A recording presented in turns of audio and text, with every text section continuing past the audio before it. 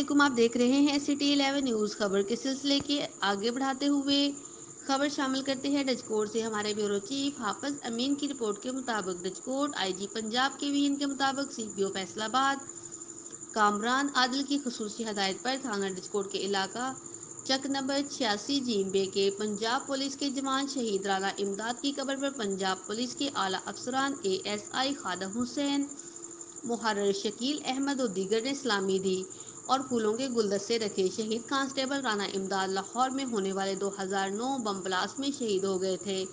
इनकी कब्र पर फातिहा ख्वानी और दर्जाते बुलंदी के लिए दुआ की गई। ASI खादम ने कहा कि शोहदा हमारे माथे का झूमर और सर का ताज हैं। शोहदा की कुर्बानियां वतन अजीज के लिए बहुत अज़म रखती हैं।